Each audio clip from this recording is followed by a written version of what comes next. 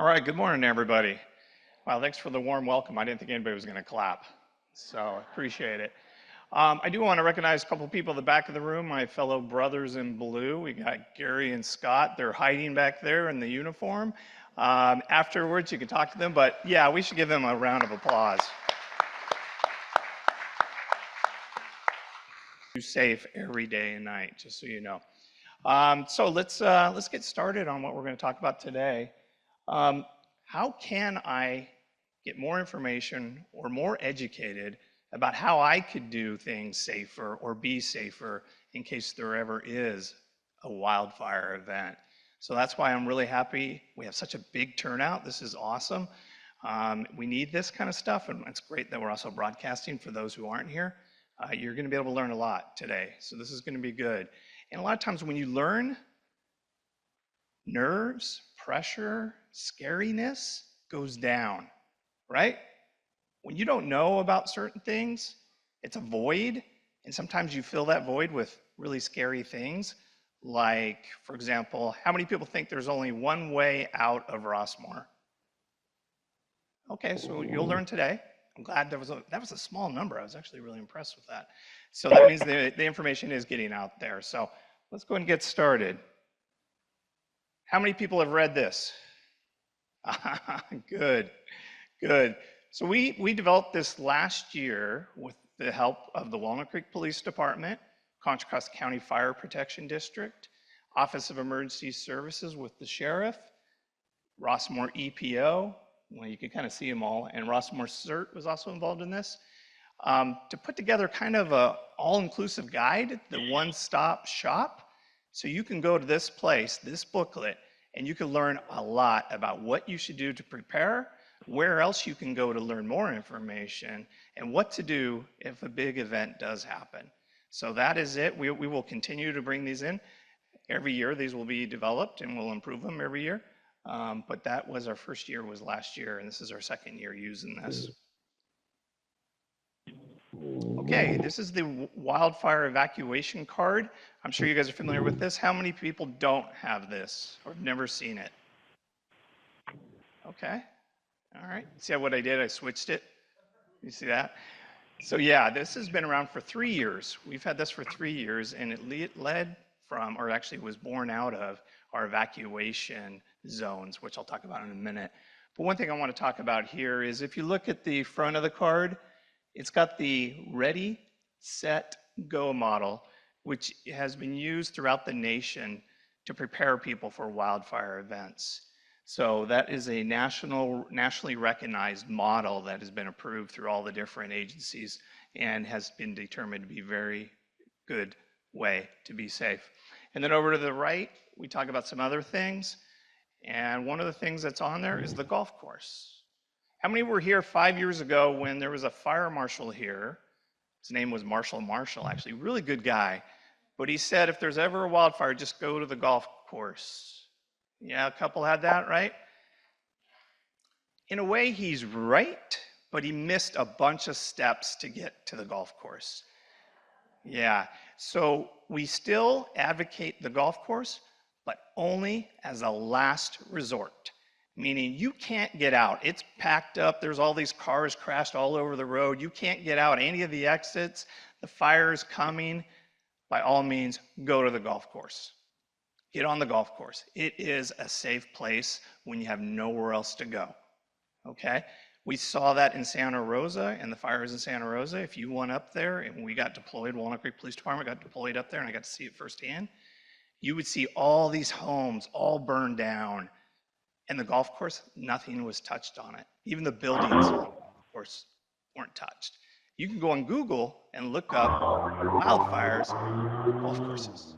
And you'll see guys and gals playing golf with a wildfire right behind them. It's the most amazing thing, you know. I don't recommend that, but you can see that. Okay. So here's our zones. How many do we have? 8 zones or 10 zones? 8. Yeah, 8 zones. So this is a model that we actually developed here in Rossmore, and now this, as far as Rossmore, we split us up into 8 zones, and then there was a national movement called Zone Haven. It's now called something else, can't remember the name of it now. But when they came to our area, if you look at it, so each city has all these different zones, and they become evacuation zones because you cannot evacuate a whole city at once. You cannot evacuate all of Rossmore at once. It just doesn't work. But if you do zones and you do the zone closest to the threat, it does work, and it works really, really well. So that's what you're seeing there as a model. And if you look at it, so we have the Walnut Creek zone. See how it says WCR? That stands for Walnut Creek. And we have the first 8. I thought that was kind of cool. The first ones to get there, you know. Everybody else is after us in the whole city of Walnut Creek. So as you can see, it's also color-coded. And we'll talk a little bit more about that, but it's to make it easier for you to recognize what zone you're in. Now, what's important with this is because, by the way, GRF cannot call an evacuation. Only the police department and the fire department can. Does that make sense? Okay. So when the fire department or the police department calls for an evacuation, they're going to do it by a zone. And they're going to pick the zone, sometimes maybe 2 zones, that are closest to a fire. That doesn't mean if you're in another zone, you get to leave. That doesn't help, right? Because you will block the road. What's cool, though, is we have a preset areas where the police department and Securitas is going to block you from leaving because you're not in danger right now. It's the other zone that's been identified that's in danger. So they're going to get all the people out there and they're going to hold you up, and it's going to be frustrating for you. And so what I want to talk about here is self-evacuation. Does anybody know what that means? It means evacuating way before an evacuation is called. Don't wait, is my motto. If you feel unsafe, you see smoke coming over there, you smelling a lot of smoke, all these sirens are going on, TV cameras are showing up, get out of here. Go have lunch downtown. Go see some relatives you haven't spent any time with, or a friend. But get out of here. Don't wait for an evacuation order. Sadly, Paradise, right, one of the worst, is actually the most fatal fire in the state of California ever, probably in the country. A lot of people said they were waiting for the evacuation order, and it didn't come. Don't rely on evacuation order saving you. Please get out beforehand, all right? There's another reason why that helps. So now when the police officers come in and they're going door to door to door to door, there's a lot less people they need to evacuate, right? And once that order comes in and people start cramming, because I know there's going to be people in other zones who are going to try to get out now and all that, you're going to be very frustrated that you're not going to be able to move as freely as you normally can. So if there's ever a fire in the back area or you see one around here, by all means, self-evacuate yourself first.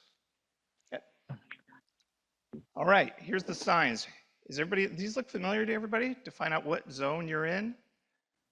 So on every street as you come into Rossmore, we have a sign that says what zone you are in.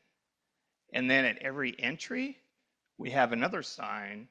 You see right there the WCR 008 on the entry sign to remind you of what zone you're in.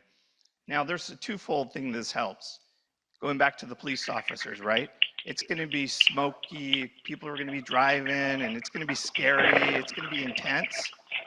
Now the police officers can quickly see what zone you are in and quickly evacuate that. So if they call for WCR 008, the officers are going to know, look at every entry sign, and they're going to know what zone they're in, and they know which ones to evacuate a lot quicker. All right, let's talk about emergency access roads, which also can turn into an evacuation road only by the Walnut Creek Police Department.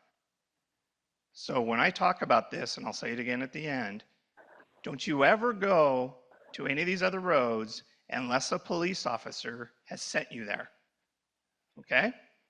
Now, we have obviously our gate, right? That is our main exit. And in case there is a big evacuation, what's going to happen is the police department's going to reverse the 2 entering roads. So there'll be 4 exit roads, and then when it gets to Tice Valley, they split. Half go north, half go south, all right, onto Tice Valley Road. That's what's going to happen. You can move a lot of vehicles when you do that. You can. They'll have traffic control there, they'll have traffic control further down, so they'll keep moving all the cars as quickly as they can to get them out of this area. Remember, if we're evacuating, it might be possible that another area near us might be evacuating too. So that is another thing that they have to be concerned about in moving all of those vehicles out of this area. Okay, anybody know what evacuation is? Stanley Dollar. Yep, Stanley Dollar is actually identified as a safe evacuation road, as an alternate evacuation road for us here. Okay, that's how they set up. Police department know about it. Fire department knows about it. They have access to the lock up there. All of that stuff they know about. Now, other than that, we have other roads, but they're a little bit more difficult because some might be dirt and some actually unload onto Tice Valley, which isn't good. So, but they can, if for some reason the gate's blocked, they can quickly move people out. There's Comstock's one, the dog park's another, Cactus Court. I know it shows red on there, but it's actually, it's a passable one. But then there are the other ones that aren't passable. They're either you need four-wheel drive or they're dangerous. And really those roads are meant for fire to bring in their tractors, their bulldozers, all the emergency equipment and things like that. So that's how those things work coming in. Again, if there ever is an evacuation, do not go to any of these places without first being directed by the Walnut Creek Police Department. And there's a total of 9 of them. Oh, where do I get the guide and the card? Wow, that was pretty cool. So all those places is where we have all the different stuff that's in the back of the room, but you can get more if you need them at any of these locations. You can also go online. The RM-EPO website, I think is fantastic. If you haven't done that, please go on there and go to resident information and just start poking around. You will learn a ton from that website. It is actually really a fantastic website. So one thing I want to do is, as I finish up, is I wanted to give a few little, like a lesson learned that we had when we did our evacuation here 2 years ago. Was anybody involved in that? Yeah, we have a few that were involved in it. So we did a live evacuation thanks to the city of Walnut Creek, the police department, and Confire, and CERT was involved. A lot of people involved in it, and we evacuated the zone that's up off of Sackland Indian and Gray Eagle, up in that area. One of the things we found out is when Office of Emergency Services, the county warning system, CWS, when it alerted to people up there on their cell phones, it came in as spam. So today I'm not going to give you the phone number because in that booklet, I want you to get the booklet. You can go to that booklet and you can look up CWS's phone number on there and then program that into your phone. It's very important to have that programmed into your phone. So when it does come in, you're not going to go, oh, this is nothing, this is spam, when it actually could be an alert. But you have to also remember, this is how it goes. If there is truly an evacuation, your phone's going to go off like an Amber Alert. You've had those Amber Alerts, right? You're like, what the heck's going on with my phone? That's what's going to happen here as well. They're going to know who's in this area, and it's going to be pushed out to all of them as well. So that's one tip for you guys today.